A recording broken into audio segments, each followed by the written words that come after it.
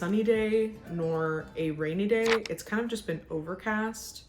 And usually on my lunch breaks, I try and go for like a little walk. I just scarfed down some gnocchi, and I would have liked to go for a walk to get some sunshine and some fresh air, but I can't really tell if the sky is about to open up and torrentially downpour. I'm just gonna stay in and do something mildly productive, which is finish reading my book. And according to my Kindle, I think I have about 30 to 35 minutes left to finish the book, so I think I can just knock that out this afternoon and pick up a different book in the evening. I made myself matcha. I need the caffeine to push me through the rest of the day. I've been up since like 5 in the morning.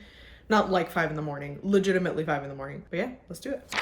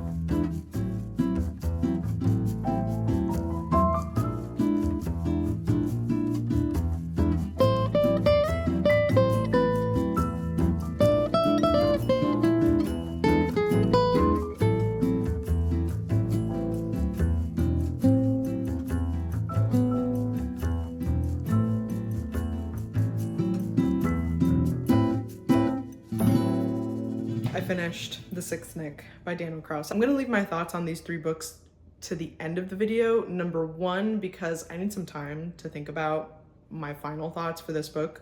Overall, good. Overall, would recommend, but I do want to give a little bit more nuance, so I will leave that until the end when I've had, 24, 48 hours to think about it. Also, I just got a notification that I am low on storage on my phone. So I will be back later with my second book, which I'll probably get to this evening while I do some chores around the house. Don't mind my fridge. Take your time. All right. See ya.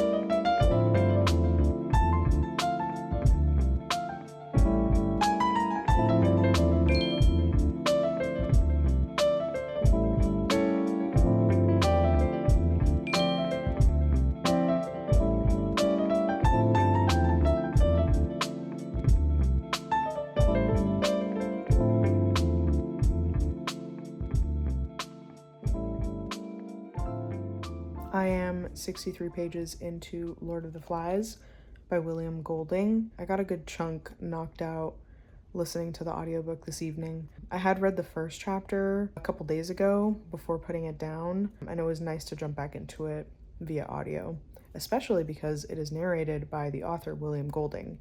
And I don't come across it often, but when I do, it's always a treat to listen to authors narrating their own story. The Secret History by Donna Tartt is also narrated by Donna Tartt. It's funny because like authors it feels like it feels like someone is telling the story to you when you're listening to a narrator, like a professional voice actor.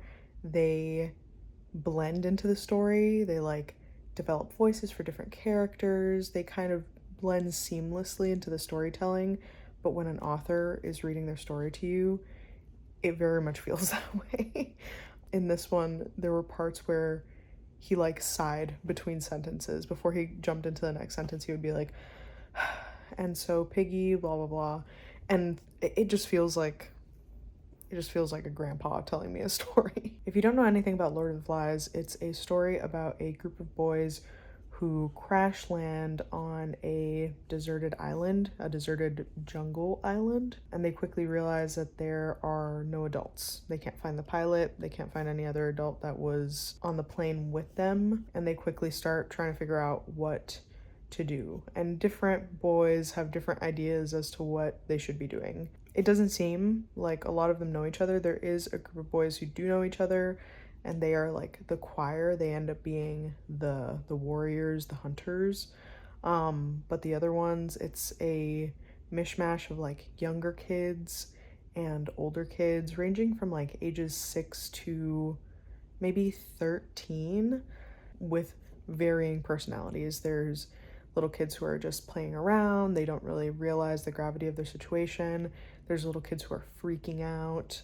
There's older kids who very quickly start making decisions like, oh, we need to get meat. Oh, we need to build shelters. There's one character, his name is Piggy, who is clearly very, very intelligent, but also struggles with confidence and sticking up for himself. Even alludes to having been bullied before, like in his life before this crash. One of the first conversations that he has with our main character Ralph is that he doesn't want to be called Piggy because that's what he used to be called.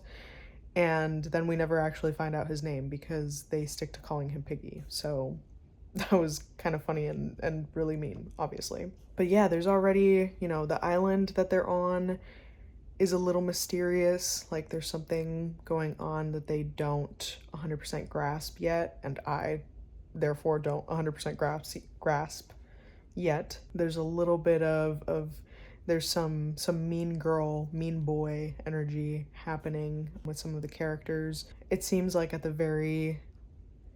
best, some of the boys are well-meaning, and at worst, some of them are cruel. Yeah, I have probably like 75% of the book left to read, so I'll see how the story progresses, but I know how this ends. I read this in the 7th grade. This is a reread for me. There's a show on Netflix now, so I do kind of want to watch it after I finish this. But yeah, I'm gonna read a little bit tonight and hopefully finish this up either tonight or tomorrow morning so that I can get into the next book, which the 2 books that I've been reading so far are books that I had gotten into.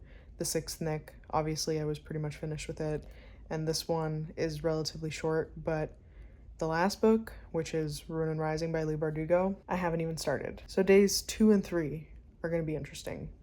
Okay, I will check in with you tomorrow.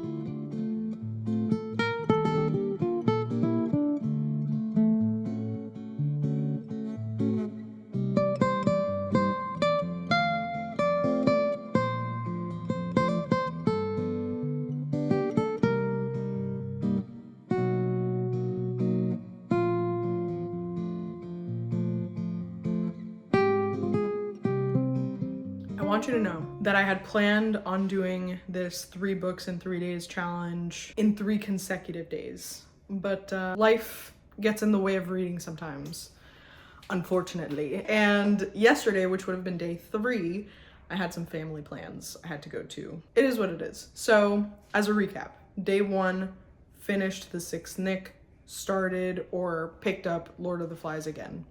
Day 2, finished Lord of the Flies. That's new information to you, actually, because I finished it that evening. Here's a dramatic reenactment of me finishing Lord of the Flies before bed. Day 3 would have been yesterday, in which I would have picked up book 3, Ruin and Rising by Leigh Bardugo, and I would have finished book 3 / would have finished the Shadow and Bone trilogy, because that's book 3 of the Shadow and Bone trilogy. I did read a little bit of that yesterday. I read the first chapter because I do have a reading streak going on. I hit 150, it's probably like 152 days today, whatever. But I wanted to keep that streak alive. So I read the first chapter just to get myself reacquainted with the world. Today, I am counting as officially day 3. Technically day 4, but officially day 3. Fight with the Wall, this is my channel. I'm still calling it 3 books in 3 days because 3 books in 4 days just doesn't ring the way that 3 books in 3 days does, okay?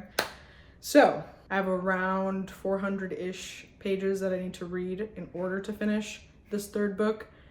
And I think that I can do it because it's 3:30 now. I will probably be reading till midnight. Why is my throat sore? I haven't even been talking for that long. I've noticed that I don't talk that much on a day-to-day basis, so talking for like 3 minutes straight really just, I gotta work on that. I gotta drink some tea or something, I don't know. Starting the 3rd book. And as I said before, I'm leaving my reviews till the end of the video. I'm holding them hostage so that you have to watch the whole video to get the reviews. Because you totally care about what I think of Lord of the Flies, a decades-old classic. My opinions are gonna sway your opinions. Okay, let's go.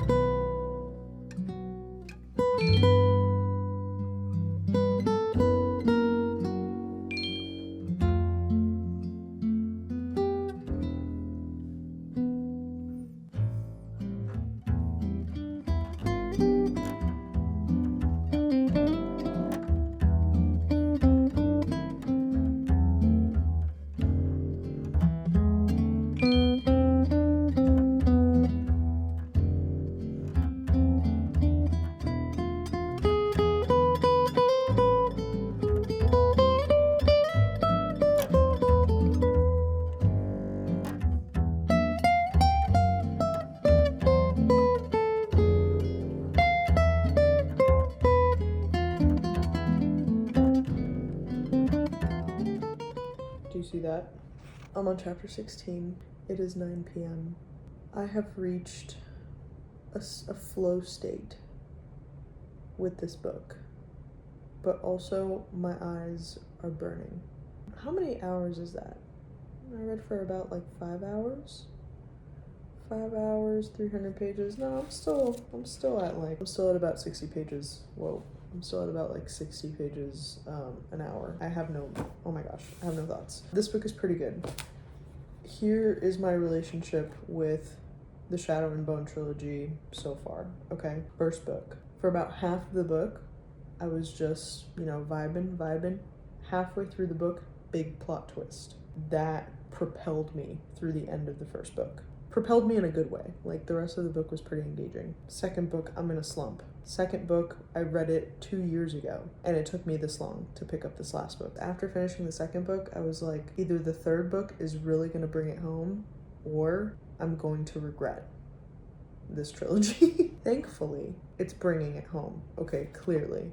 I originally planned to check in with you around here at some point, but I haven't been able to stop. Mild spoilers. I'll put a little timestamp for those that know nothing about this story and want to go into it blind. Okay, Mal was not a fan of my guy, was not a fan of Mal. I was like, you know what? He's sticking around. I have no choice. All of book 2, could not stand my guy, could not stand Mal. At around page 300 of book 3, I'm okay with him. He's grown on me. Somewhere around here, he was still pissing me off, okay?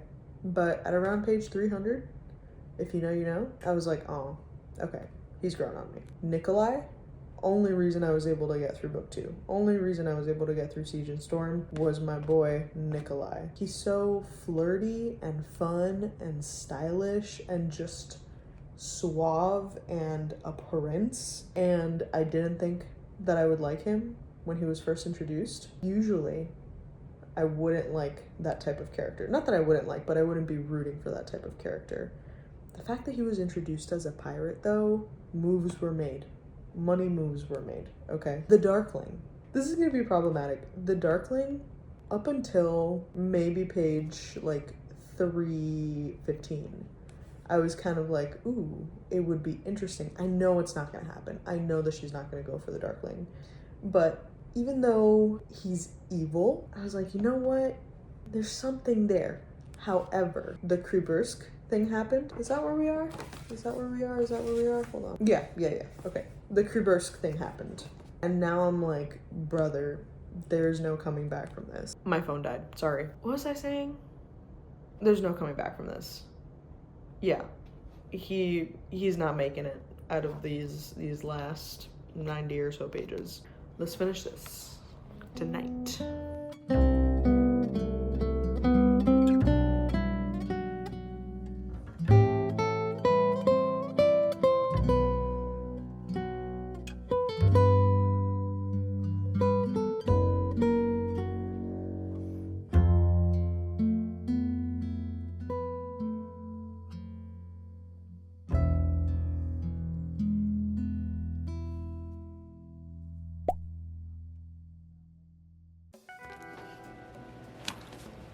We did it. We did it! 3 books, 3 days-ish. Yeah! One thing I learned about myself, before I get into the reviews, okay, let's reflect. I'm definitely the kind of person that enjoys sitting down and reading for an extended period of time. That's when I feel the most immersed in the world, the most excited in the world that I'm reading, whether that's fiction or nonfiction, honestly. But I have been working on a reading streak. So today is day 154 of the reading streak. I just want to challenge myself to read more consistently because last year there were stretches of time, like 2-3 weeks, where I wouldn't pick up a book at all. It felt like I was disconnected from the hobby of reading. So this year I was like, okay, I'll just read every day. That'll fix it. And somehow I've read less. And I think that it's because I just need to make more time to read. It can't just be like, okay, end of the day, checklist item right before bed. I think I intentionally need to sit down and carve out, not every day, but a couple days a week. I really need to carve out time to sit and read for at least an hour because that's when I feel like I get the most out of whatever I'm reading. All that to say, if you're feeling a little out of sorts when it comes to reading, maybe play around with scope, like how often you're reading, what genre you're reading. Sometimes just shaking up one aspect of it gets you back into it, keeps things interesting. Okay, let's get into my thoughts on these books. I have my Kindle here to represent The Sixth Nick by Daniel Kraus, which is an arc, and by the time that this video comes out, the book still won't have come out. The book comes out June 23rd. And if you are a science fiction horror lover, this book is definitely for you. Daniel Kraus is becoming one of my auto-buy authors. This is the second book I've read from him. He's just a really good writer. Some authors, I feel like their strengths are the world building, their strengths are their characters. All of them obviously can write well, but I definitely think that he is a writer, like through and through a storyteller. And I'm excited to continue following his career for the rest of our natural lives. The Sixth Nick is about a 9-year-old girl. Her name is Cecilia. And in this world, she is what they call a Nifakok. So a child chosen to carry on what they call a chore. And the chore is something that the Nifakok has to do to essentially improve humanity, to propel humanity forward. The Nifs, that's what they call them. The Nifs have 6 nicks, and they are little metal like discs that get implanted pretty early on in the Nif's life when they're like 3 years old that enhance their cognitive abilities. They do this thing that they call nicking that goes along with, you know, the nicks that they have in their brain, but they can nick people's emotions, their intentions, whether someone is lying or not. And the idea is that these Nifikoks can be put into any sort of situation, any sort of conflict, and they'll be able to essentially bypass all the back and forth that happens between mere humans that kind of pushes us away from progress and instead push us towards progress, bypassing all those communication issues. And so Cecilia, when we meet her on her journey, she is just about to go off to do her chore. She's got some secrets that she's keeping, some insecurities that she has that she's not supposed to have, because Nifikoks are not supposed to have any sort of insecurities or any sort of feelings, actually. So she's dealing with a lot internally. When she goes off on this chore, she finds out what it is, and it is this world-spanning job that she's got to do. They are living in a really advanced society. They have a tri-government, so it's not only Earth, but it's other planets and other systems that are governing bodies. So we're dealing with a world that is very sci-fi-y. The horror element comes in just as the story progresses. There's a lot of body horror. There's a lot of just horrific things happening. So if you enjoy those kinds of stories, this is definitely for you. And conversely, this is a trigger warning if you don't like those kinds of stories. A lot happens in this story. And I think that it's one of those books that would benefit from a reread.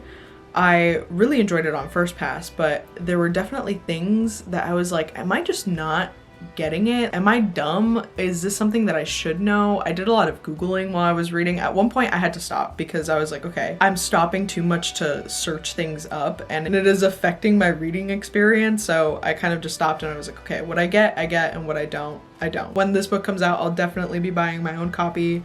Number one, as a trophy. Number two, so that I could eventually reread it and just like sit down and just like study what's happening, because there's a lot of things in motion politically, socially. There's cults and there's political machinations that were just so interesting. And also there were a lot of things mentioned in passing, specifically about what was going on in the world outside of Cecilia's chore, that I wanted to just like think about and wanted to think about in terms of how it affected this world. I love sci-fi. I love sci-fi. Sci-fi and fantasy are so interesting because authors really just think up a whole other world and a whole other, you know, system of conflicts, and sometimes years and decades and century and millennia of history that inform the story that is currently happening on the page. And that's so fascinating to me. It's so interesting. I've rambled and I don't know what my final thoughts are. Book good, read book. Lord of the Flies by William Golding. If you've read this book before, whether it was in middle school or in high school, and you're now in your mid to late 20s, 30s, maybe 40s, whatever. You read this book years and years ago, back when you were a teen, back when you were a child. If you are now an adult, I would really recommend picking this up again. As a 7th grader, I remember reading this and being like, okay, this wouldn't happen with adults. Adults would get their shit together. And a lot of the characters in this story echo that sentiment. Like, adults would do things differently. Adults would have this figured out. Adults would MacGyver together a radio and have it all figured out in a couple of days. And as an adult now, I sometimes don't feel like an adult. Being an adult is, you know, up for debate, but I do pay bills and I do think about taxes and I do vote. So I check off, I think, all the things that would make someone an adult traditionally, right? I do, however, own multiple Labubus, so maybe my adult card should be revoked. I don't know. As an adult, I can probably confidently say that things would not be very different with adults. If anything, it would be like a little bit more brutal. And I realize that that's a pessimistic way to think about what would happen in situations like this. At the core, it's a character study. Each character is their own archetype, I think skewing on the scale of like neutral good to chaotic evil, and they're all in a pressure cooker of a problem, right? They're like stranded on this island. They're just kids. They think that there's a beast running around. Is there a beast running around? Nobody knows. People are just talking about it. There's conspiracy, there's stress, and the way that it plays out feels pretty realistic. This is pretty short. It's around 200 pages. There is, I think, a good exploration on groupthink. This group of boys gets broken up into smaller groups throughout the book. There's the younger kids and the older kids. There's the hunters and the people making the shelters. They all kind of fall into the roles that they've assigned themselves. So the little ones are like, we're just little, we don't know what to do, we'll just do what you do.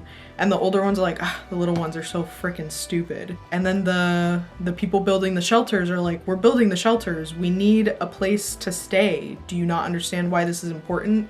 Why doesn't everybody want to help? While the hunters are like, we need meat. Okay, the amount of times that they say we need meat, we want meat, you could probably make a drinking game out of it and come out of it lopsided, right? I understand why we read this in school. As a final parting shot though, I want to say that this was kind of difficult to read in terms of there was a lot of really choppy dialogue. It's probably because it's being written from the point of view of kids. So their thoughts are kind of sporadic and they have trouble communicating because they don't fully have those skills yet, and there's insecurities that come into dialogue, like they don't say what they mean, sometimes they don't even finish their sentences, sometimes they kind of just trail off. So it was really tough to stick around. There was one point where something happened and I didn't realize that it happened until I finished the book. So yeah, like I said, if Lord of the Flies is a book that you haven't read, I think it's worth the read, and if you have read it, it is worth a reread. You can do it in like a weekend. And finally, Ruin and Rising by Leigh Bardugo. I'm gonna put this down because the reflection is really annoying, but know that I have it. So I shared my thoughts earlier on the series as a whole. I wanted to read the series and I wanted to push through because I do want to read Six of Crows. It's happened to me before where I've read a spin-off series from an original series, and people online are like, oh, you know, you can read it as a standalone, you don't need to read the original series. And then I'm reading the spin-off series and I'm like, man, I wish I had read the original series. I feel like I'm missing context, not only in the world, but also some of the characters. Some characters are getting mentioned and you can kind of like skip that over, but I'm like, I really want to know that character that they quickly mentioned over here. I'm sure that they were mentioned in the original series. So that's why I was adamant about getting through the Shadow and Bone trilogy. The story as a whole, I think, is really interesting. The found family towards the end, it takes a while for it to build up. We didn't like immediately get a found family in the first book, but towards the end we have a good group of people with personalities and banter, and I think that was one of my favorite things, just seeing their dynamic in this third book. I knew very little about what I was getting into with this trilogy, and I recommend that you kind of go into it blind because Leigh Bardugo does some pretty interesting things with the world and the characters and the plot twist. Definitely pretty unique, but the second book is really a sticking point for me. Like, I'm glad we got through it and I'm glad we made it here, but yeah. Alina is, I had to keep reminding myself that she's so young and that being insecure was part of her character. By the end of it, she has grown a lot, but the inner dialogue was sometimes really tough to read just because she was always comparing herself, depreciating herself, not really believing in herself, and that was just like a tough read. But at the end of it, it's part of her character and part of the challenges that she has to overcome. The Darkling is one of my all-time favorite characters. I think he is super interesting as a villain. It's mostly because he's very complex, and seeing him throughout all three books, kind of just getting different aspects of his personality as Alina figured him out. I think he's gonna be one of my favorite characters for a really long time, even though he's legitimately one of the most evil characters I think I've read. I think that Ruin and Rising ties up everything pretty smoothly, honestly. Maybe it's because it's been such a while since I read the other books, but I felt like there weren't any loose ends that were left untied. So on to Six of Crows. I have unlocked the ability to read Six of Crows. I'm so excited, you have no idea. I don't know if you can see it in my face. I can feel it in my cheeks. I'm so excited to read Six of Crows. It sounds like an incredible story, and I'm excited to get into that duology. I've earned it, okay? I've earned it. And that's it. Thank you all so much for watching. If you've stuck around this long, I appreciate you so much. I know I haven't uploaded in a little while, and this also is not usually the content that I put up, but I really enjoyed doing it, so I think I'm gonna do this a little more. I'm gonna do some challenges. I'm gonna do some random challenges, nothing like trending or viral, kind of just stuff that I want to do. Also, as a final note, I am now active on Instagram, so you can find me there, and on TikTok and on Fable. The handle is the same as here. It is biblichorandmint. Thanks for watching. Bye!